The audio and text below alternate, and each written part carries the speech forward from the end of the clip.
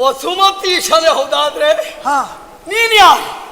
ನಿನ್ನ ಹೆಸರು, ನಿನ್ನ ಅಪ್ಪ ಯಾರು, ಅಮ್ಮ ಯಾರು, ಪ್ರವರ ಯಾವ? ಅಸುರ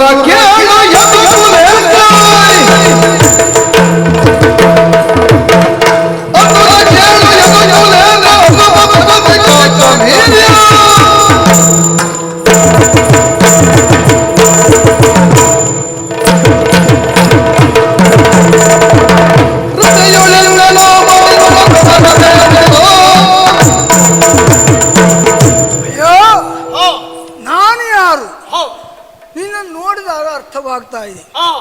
ಅಸುರ ನಿನ್ನ ಆಯಾ ಆಕೃತಿ, ಓಜಸ್ಸು, ತೇಜಸ್ಸು.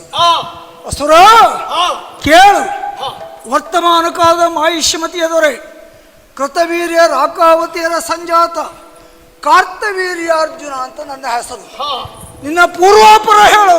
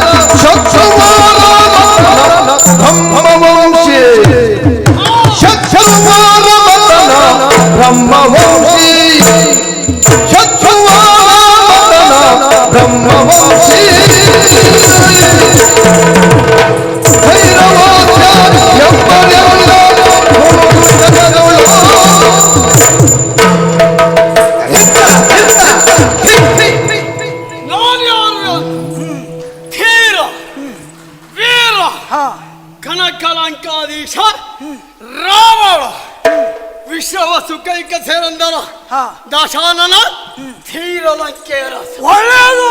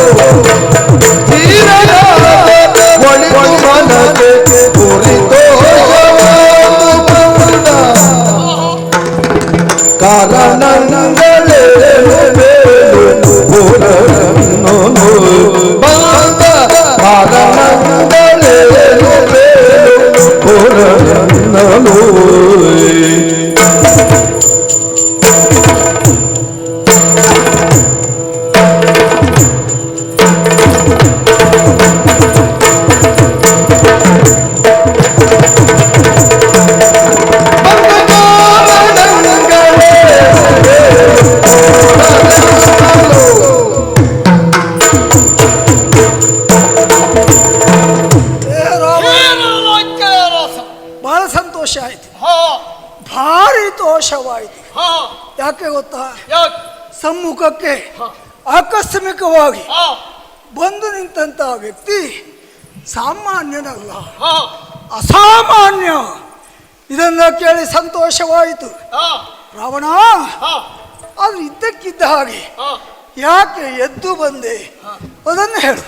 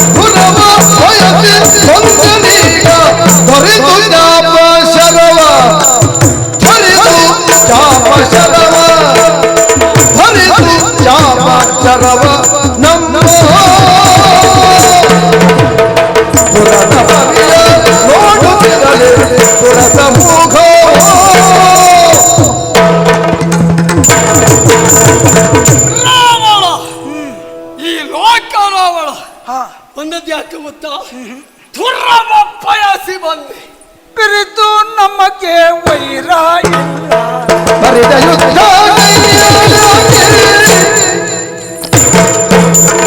ಬಿರಿದು ನಮಗೆ ವೈರವಿಲ್ಲ. ಹರಿದ ಯುದ್ಧ ತೆರಳು ಬಂದ ತೆರದಿಗತೆ ಎಂದ ಅರಸನೋ. ತೆರಳು ಬಂದ ಅರಸನೋ. ರಾವಣ ಕರ್ತವೀರ್ಯಾರ್ಜುನ ಹೆಣ್ಣು ಹೊನ್ನು ಮಣ್ಣು ಹಾ ಪ್ರಧಾನವಾದಂತ 3 ಕಾರಣಗಳು ವೈರಕ್ಕೆ. ನಿಜ.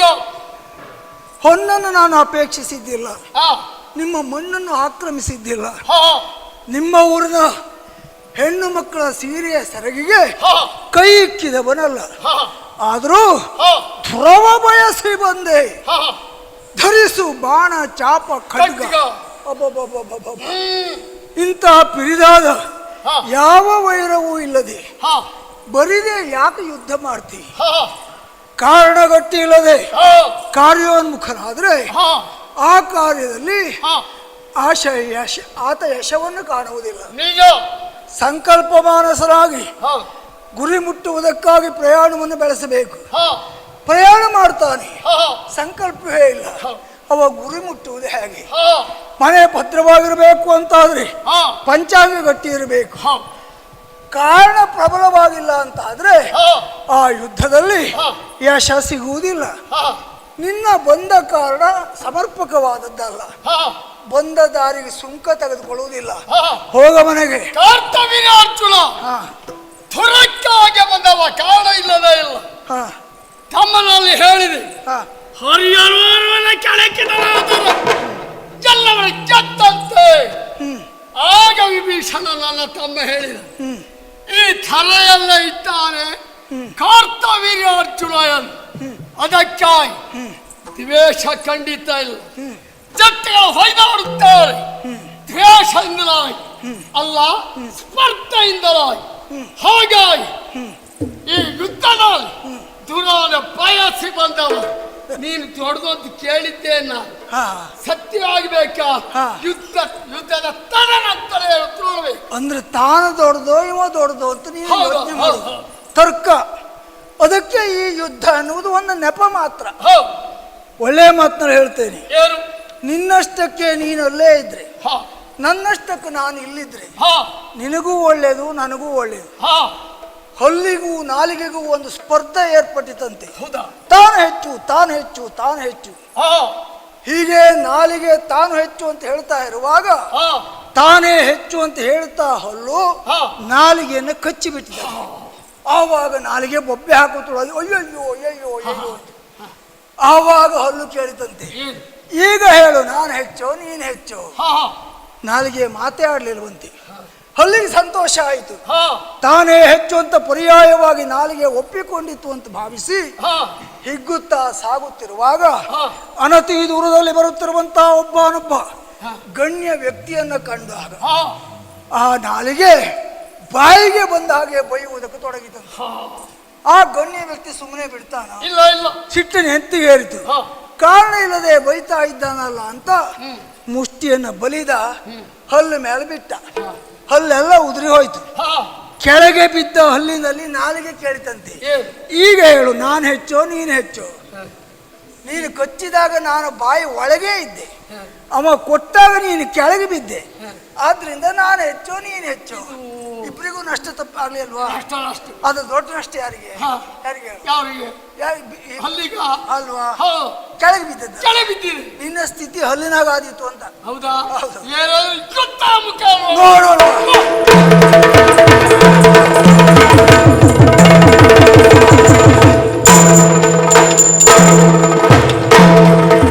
Good morning.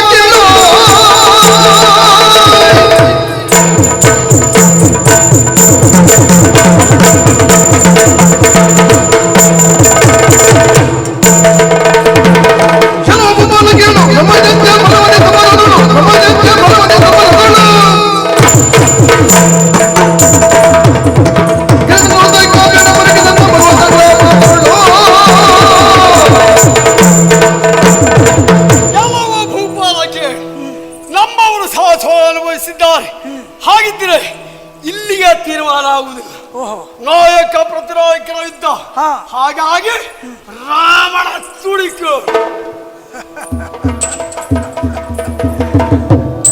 ವರವಿರೋಚನ ಪುತ್ರನು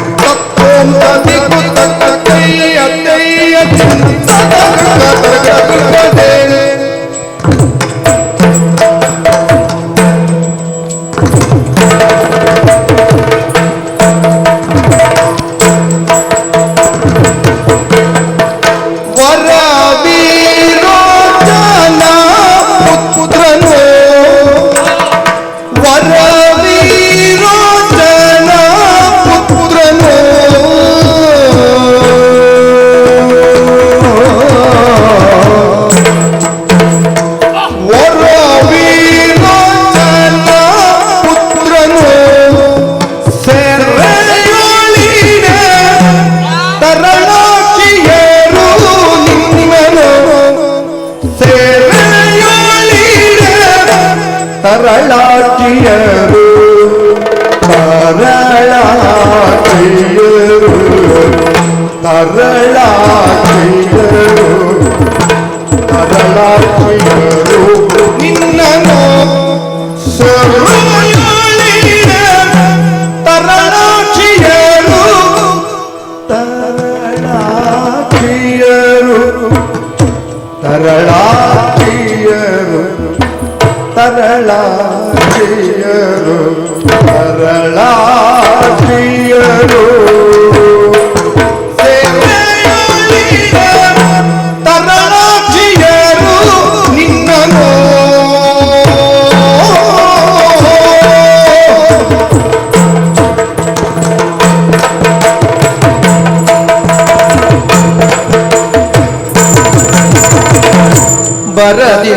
ಬರದಿಂದಲೊಂದೊಂದು ತುತ್ತಿಗೆ ಕುಣಿಸಿದ ಬರದಿಂದಲೊಂದೊಂದು ತುತ್ತಿಗೆ ಕುಣಿಸಿದ ತುತ್ತಿಗೆ ಕುಣಿಸಿದ ಬರದಿಂದಲೊಂದೊಂದು ತುತ್ತಿಗೆ ಕುಣಿಸಿದ ತುತ್ತಿಗೆ ಕುಣಿಸಿದ ತುತ್ತಿಗೆ ಕುಣಿಸಿದ ತುತ್ತಿಗೆ ಕುಣಿಸಿದ ಹೊರದಿಂದ ಒಂದೊಂದು ತುತ್ತಿಗೆ ಕುಣಿಸಿದ ತುತ್ತಿಗೆ ಕುಣಿಸಿದ ಒಂದೊಂದು ತುತ್ತಿಗೆ ಕುಣಿಸಿದ ಕುಣಿಸಿದ ಹೊರೆಯನ್ನು ಹೊರಿತಿಗೇನು ರಾವಣ ಕೇಳುವ ಪರಿಯನ್ನು ಹೊರಿತಿಗೇನು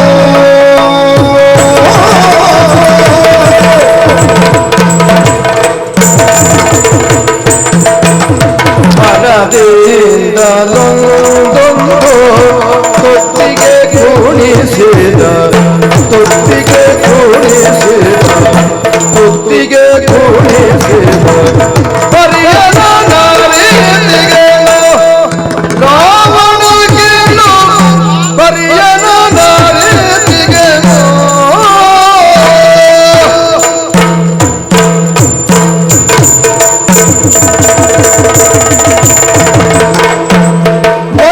ವರವಿರೋಚನ ಪುತ್ರನು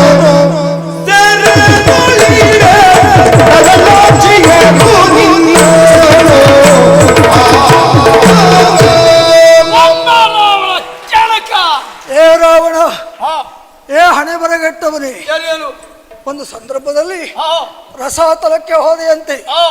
ಅಲ್ಲಿ ವೈರೋಚನಿ ಬಲಿಚಕ್ರವರ್ತಿ ಅವನನ್ನು ಕೆಣಕಿದೆಯಂತೆ. ಸೋತ ನಿನ್ನನ್ನು ಕಾರಾಗೃಹಕ್ಕೆ ದುಡಿದರಂತೆ. ಆವಾಗ ರಸಾತಲದ ನಾರಿಯರು ತಂಡೋಪತಂಡವಾಗಿ ಬಂದ್ರಂತೆ. ಬರುವಾಗ ಬರಿಗೈಯಲ್ಲಿ ಬರಲಿಲ್ವಂತೆ. ತುತ್ತನ್ನು ಎತ್ತಿ ತಂದ್ರಂತೆ. ಒಳಗಿದ್ದ ನಿನ್ನನ್ನು ನೋಡಿ ಹೊರಗಿದ್ದವರೇ ಭಯಪಟ್ಟು ದೂರ ಹಿಂದೆ ಸರಿದು ಅಲ್ಲಿಂದಲೇ ತಂದ ತುತ್ತನ್ನು ಒಳಗೆ ಒಗೆದ್ರಂತೆ. ಆ ತುತ್ತನ್ನು ಪಡೆಯುವುದಕ್ಕೆ ಬೇಕಾಗಿ 10 ನಾಲಿಗೆಯನ್ನು ಹೊರಚಾಚಿ ನೀನು ನೆಗದಿಯಂತೆ ಭರದಿಂದ ಒಂದೊಂದು ತುತ್ತಿಗಾಗಿ ರಸಾತರದಲ್ಲಿ ಕುಡಿದವ ಎನ್ನುವುದು ನಮಗೆ ಗೊತ್ತಾಗಿದೆ. ಅದೇ ಪರಿಸ್ಥಿತಿ ಇಲ್ಲೂ ಆದೀತು. ಜಾಗ್ರತೆ. ನನ್ನ ಬಗ್ಗೆ ಆಗಿ ಹೇಳ್ತಾ ಇದ್ಯಲ್ಲ. ಹೌದು. ಸ್ವಲ್ಪ ಹೊತ್ತು ನಿನ್ನ ಬಗ್ಗೆ ಆಗಿ ಹೇಳ. ಹೇಳು. ಹೆಚ್ಚಳಕ್ಕಿಲ್ಲ. ಹೇಳು.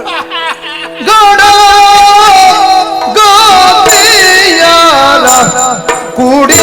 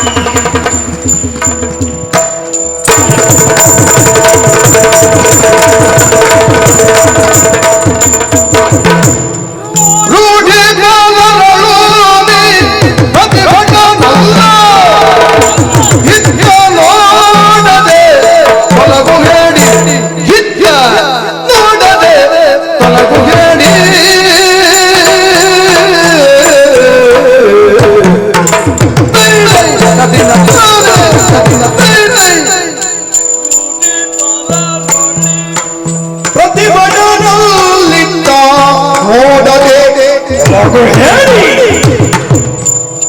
ಇತ್ತ ನೋಡದೆ ತೊಲಗು ಹೇಳಿ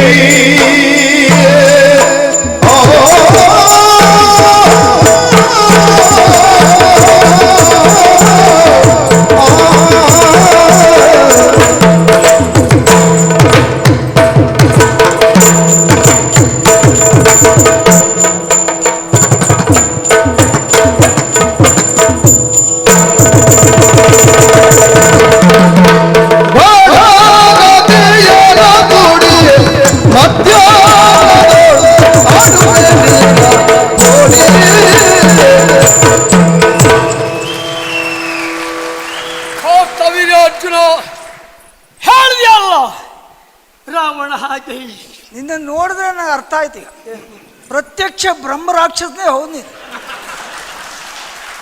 ನಿನ್ನ ಅಪ್ಪ ಬ್ರಹ್ಮವಶ, ನಿನ್ನ ತಾಯಿ ರಕ್ಕಸಿ. ಸರಿ, ನಿನ್ನ ಚರ್ಯ ಚಟುವಟಿಕೆಯು ಹಾಗೆ ಉಂಟು. ತಪ್ಪು ಅಲ್ಲವೇ ಅಲ್ಲ. ಖಂಡಿತವಾಗಿ ನೀನು ಇದನ್ನೇ ಮುಂದುವರಿಸಿದ್ರೆ ನಿನ್ನ 21 ತಲೆಮಾರಿನ ಪಿತೃಗಳು ಉದ್ಧಾರ ಆಗಿ ಹೋಗ್ತಾರೆ. ಇದು ಕಾರ್ತವೀರಾಜ ನುಡಿಮುತ್ತು. ಹೌದು. ಯಾಕಂದ್ರೆ 4 ವೇದ, 6 ಶಾಸ್ತ್ರ, 18 ಪುರಾಣ ಓದಿದವನ. ಓಹೋ, ಮತ್ತೊಂದು ಪ್ರಕಾಂಡ ಪಂಡಿತ. ಮತ್ತೊಂದು ಎಷ್ಟು ತಿಳ್ಕೊಂಡ್ರು ಕಡಿಮೆ. ನೀನು ಮತ್ತು ಕಲಿತೀಯ ಅನ್ನೋದಕ್ಕೆ ಇದೇ ಸಾಕ್ಷಿ. ಸ್ವಲ್ಪ ವಯೋಮಾನ, ಕೋಟಿ ವರ್ಷ. ಹೌದೌದು, ನಿಮ್ದಲ್ಲ ಆ ಲೆಕ್ಕವೇ. ಆ ಲೆಕ್ಕ. ಹೌದು. ಹಾಗಿದ್ದರೆ ಹಾ, ನೀನೇನು ಮಾಡಿದ್ದೀಯ? ನಾನೇನು ಮಾಡಿದೆ? ಜಲಕ್ರೀಡೆ ಆಡಿದ್ದೀಯ. ಹೌದು. ವ್ಯಾಳ ವೇಳಿಯರ ಕೂಡಿ. ಹಾ, ಇದಕ್ಕೆ ನಾವು ತರ್ಕ ಮಾಡುವರಲ್ಲ, ವಾದ ಮಾಡುವಲ್ಲ. ಯಾಕೆ? ನೀನು ತರ್ಕ ಮಾಡಿದ್ರು ನಿನ್ನೊಟ್ಟಿಗೆ ನಾನು ತರ್ಕ ಮಾಡುವುದಿಲ್ಲ. ಅದು ನಾನು ಮಾಡ್ಲಿಕ್ಕೂ ಬಂದ ರಾವಣ ಅಲ್ಲ. ಹೌದು, ರಾವಣ ಇವು ಕಡಿಮೆ ರಾವಣ ಅಲ್ಲ. ಹೋಗಿ ಏನು ಕಾರ್ತವೀರ್ಯ ಜಲಕ್ರೀಡೆ ಆಡಿದ್ದೀಯ, ನಿಮ್ಮ ಕ್ಷೇತ್ರದ ಏನೂ ಮಾಡ್ಕೊ, ನಮಗೆ ಯಾವ ತೊಂದರೆ ಇಲ್ಲ. ಅದು ನಮ್ಮ ಕ್ಷೇತ್ರಕ್ಕೆ ಬಂದು ಯಾಕೆ ಮಾಡ್ತೀಯ ಅಂತ ಕಾರಣ ಇದು. ಆಹಾರನ್ನೇ ಧ್ಯಾನಿಸುತ್ತಾ ಇದ್ದವನ, ಎಲ್ಲಿ ಮರಳಿನ ಲಿಂಗವನ್ನು ರಚಿಸಿದವನ, ಎಲ್ಲಿ? ನರ್ಮದಾ ನದಿಯ ತಟಾಕದಲ್ಲಿ. ಓ, ನಮ್ಮ ಊರಿನಲ್ಲಿ. ಅಲ್ಲಿ ಕಥೆ. ಹಾ ಆಮೇಲೆ ಹಾ, ಮರಳಿನ ಲಿಂಗ ತೊರಳು ಹೋಯ್ತು. ಪ್ರಾಸ್ತರಲ್ಲಿ ಕೇಳಿ, ಯಾರವ ಇಷ್ಟು ಮಾಡಿದವ ಯಾರು? ಕಾರ್ತವೀರ್ಯಾರ್ಜುನ ಎಂದು. ಕಾರ್ತವೀರ್ಯಾರ್ಜುನ ಎಂದು ನಾನು ಕೇಳಿದ್ದೆ. ನಾನು ಇಲ್ಲಿದ್ದೆ. ನೀರಿದ್ರು ಹಾ 500 ತೋಳದಿಂದ ನರ್ಮದಾ ನದಿ ಅಡ್ಡಾಯಿಸಿ ಎಲ್ಲ ಹಾ ಹಾ ಹಾ, ಆ ನೀರು ಉಕ್ಕಿತ್ತು. ಓಹೋ, ಆ ಕಾರಣದ ಹಾ, ಮರಳಿಂಗ ತೊಳೆಯಿತು. ಆ ವಿಮರ್ಶೆಗೆ ಬಂದದ್ದಲ್ಲ, ಯುದ್ಧಕ್ಕಾಗಿ ಬಂದವನ. ಹಾಗಾದ್ರೂ ನೋಡೋಣ ಬಾ.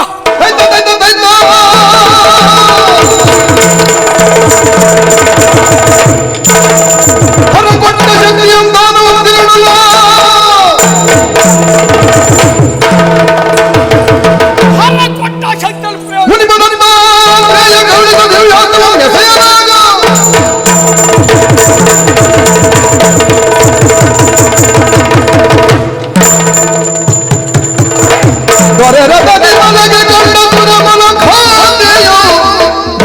ಭೂಪನ ಮುಸುಕಲವಾದಿರ ತರಿದು ಕಳನಿರುವ ಠಾವಿಗೆ ನಡೆದಂದು ಕರಗಳಿಪ್ಪತ್ತೋ ಬಿಗಿದು ಕರಗಳಿಪ್ಪತ್ತವು ಬಿಗಿದು ತೆನ್ನಡದ ಕಾಲಿನಳು ಒತ್ತು ಮೂದಲಿದು ತಿಂದೆನು ಸಿಕ್ಕಿದೆಯ ದೈತ್ಯ ರಾಯ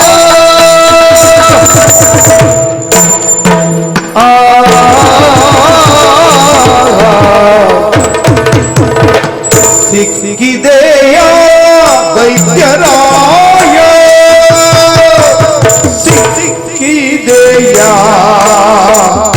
ಸಿಕ್ಕಿದೆಯೋ ದೈತ್ಯರಾಯ ನೀ ಕಪ್ಪನೆ ಬಂದೆಲ್ಲ ಕೈಯ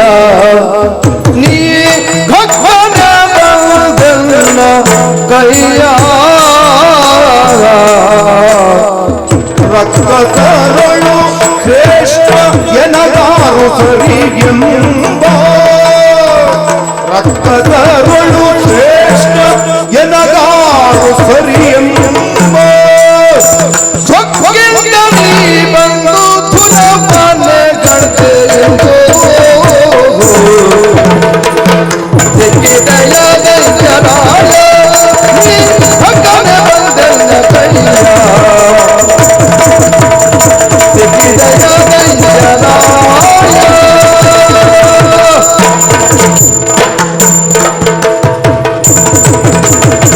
ಸಿಕ್ಕಿದೆಯ ದೈತ್ಯರಾಯ